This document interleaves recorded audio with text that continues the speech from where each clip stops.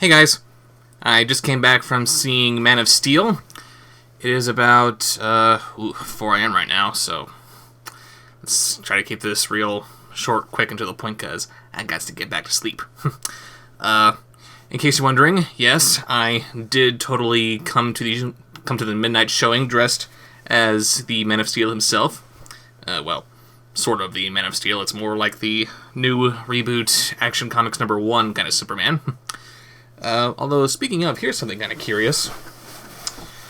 You'll see that the cape here that I'm wearing has the Man of Steel logo on it, but for some reason the cape on the Man of Steel himself in the movie does not have that logo. I don't know what that's all about, but just a weird little observation that I saw. Other than that, other weird little observations.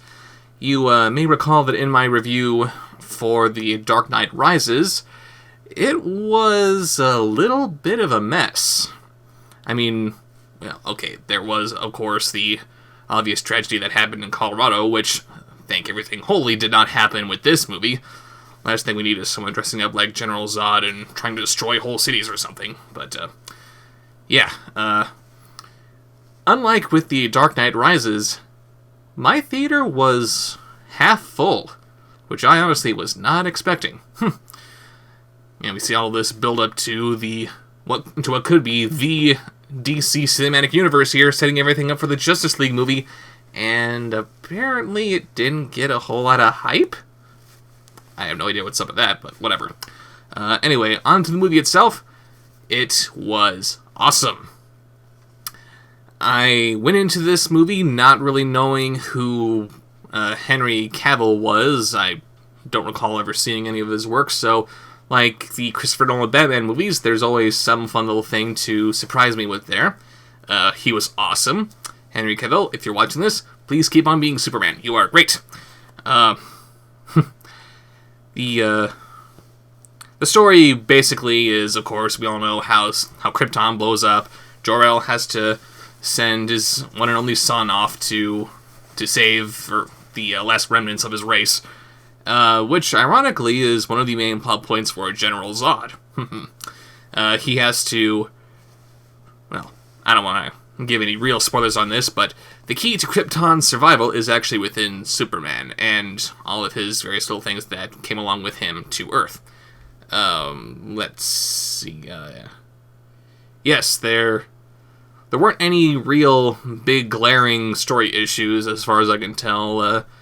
The odd reconstruction of Superman's childhood to adulthood was rather interesting. For the most part, we see it in real time as Superman is already an adult, but every now and then we'll jump back several years to like his childhood, then we go back to real time, then back to his early preteens, and then back to his teenagers again. So it's like some little abridged history as we're seeing him recall it, as opposed to just childhood, preteens, teenager, adulthood. Boom, there we go. So yeah, we pretty much just see an older Clark Kent. Well, I say older, but he's more like 33, older than childhood, I suppose. An older Clark Kent as he's just kind of drifting his way through the world and helping anyone that he can. He takes this one little odd job here, but every time he has to help someone, he then has to leave that little bit of his life behind so he can go help somebody else, because he's trying to hide. Pop Kent, who is Kevin Costner in this movie, was always trying to keep him hidden. Yes, Clark, you have these amazing powers, and you're probably going to do something great with them, but, just kind of keep it on the down low, because we don't know exactly what you are, but people are probably going to be afraid of you. So, that sucks. So yeah, not a whole lot of I can't speak. Not a whole lot of room for friends in this lonely life of his. But he learns very early on that he just has to save people, which is awesome. One of my biggest fears regarding this movie is that, for the sake of making him cooler to them young people today who may not like Superman already, there's always the there's always the urge among filmmakers to try to make heroes into anti-heroes. Well, with Batman being the most popular character in DC currently, and with one of the most popular characters in Marvel being Wolverine. So, of course, people like to try to copy that sort of grim and gritty thing, like, I'm the good guy, but I'm actually kind of a bad guy, sort of. And I was totally afraid that they were going to do that with Superman. Such was not the case in this movie. They kept him a genuinely good person all throughout, and that is awesome. I can see people having a problem with that because they're going to misinterpret that as being two-dimensional or whatever, but are we not allowed to have just genuinely good people anymore? Really? I mean, it works for Captain America, why wouldn't it work for Superman? Let's see, what else? Again, I don't want to give away too much in this review, only that you should see it. Something else I was kind of worried about, which was a little bit kind of jarring at first. Ever since seeing her in the previews, I wasn't entirely buying Amy Adams as Lois Lane. Nothing against her. I like her in what few movies I've seen of hers. Let's see, but yeah, seeing a redhead playing what is traditionally a dark-haired brunette, I don't know, just playing against type. It's like getting a blonde guy to play Superman. You just don't do that. Or at least you just don't do that as far as we know yet. But seeing as how we have Amy Adams breaking the mold with her doing Lois Lane, and we have Lawrence Fishburne playing Perry White, also did a great job there. You never know. But for now, we've got Henry Cavill as Superman. That's great. Let's stick with that, shall we? Yeah, let's hope to see him in some other Superman movie and the Justice League movie, hopefully later on. Let's see.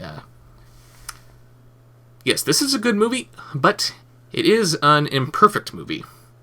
Of course, when everyone thinks Superman, the initial theme that pops into everyone's head is the classic John Williams theme. Da, da, da, da, da, da, da, da.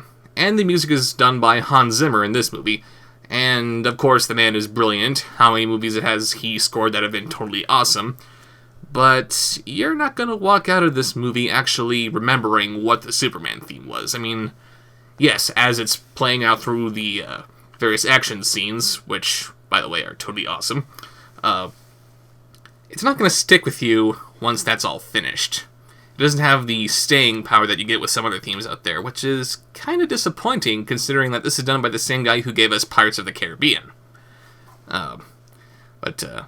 Yes, on the fight scenes, something that I really liked about those is you hear Superman being called faster than a speeding bullet all the time, right? So how do they portray him in fight scenes? He's literally faster than a speeding bullet. One moment he's here, one moment he's here. Whoa, whoa, whoa, whoa, whoa! What did I just see? You saw Superman fighting, bitches. So, yes, that was cool. I briefly spoke earlier about how Superman has to be in hiding because he's afraid of people actually being afraid of what he is and all the things that he's capable of. And come the end of the movie, it's not exactly an invalidated fear. I mean, again, trying to be spoiler-free here, but Metropolis is not exactly in the best of shape when all this is over with. It's a big deal if in a movie you see a building going down, or if in the Avengers you see a block going down. No. Most of this movie, by the end of the day, it looks like it's worse than what happened to Chicago in Transformers 3. So, yeah, Clark's gonna get a little bit of a hefty bill by the end of this film. So, yeah. Sorry, Clark, but... yes, I guess that's all I've got for now. Go see Man of Steel. You will love it. I guarantee it. And if you don't love it, well, I don't know what I can say for you. And if you're the kind of person who will hate on this movie but go ahead and like the Transformers movies,